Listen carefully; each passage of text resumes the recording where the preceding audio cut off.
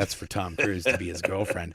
And I was like, what? Mark and I both know that there were interviews being done at Celebrity Center constantly by Greg Wilhair and other people to find suitable paramours for Tom Cruise because he couldn't find them for himself.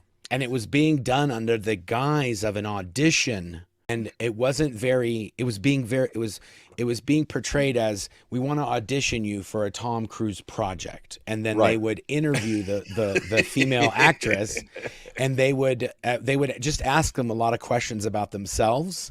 And then they would also ask them where they were on the Scientology bridge and what were their thoughts about Tom Cruise and what were their thoughts about David Miscavige. And then those interviews, / auditions, were then being edited at Golden Era Productions into reels, and they would be vetted between Greg and Darius. Darius Wilhair was Greg's son, who worked in the talent. He was over the talent department of Golden Era Productions, so he was the one cutting the videos together.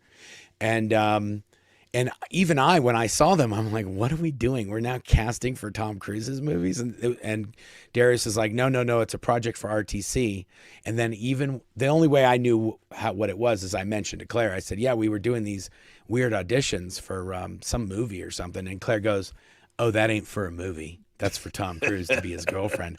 And I was like, what? You got my guys? Because I was pissed. I was like, you got my people working on finding Tom Cruise a girlfriend? We got better shit to do, you know? This is a bunch of bullshit. I'm cutting together Final Cut reels for Tom Cruise's girlfriend reel.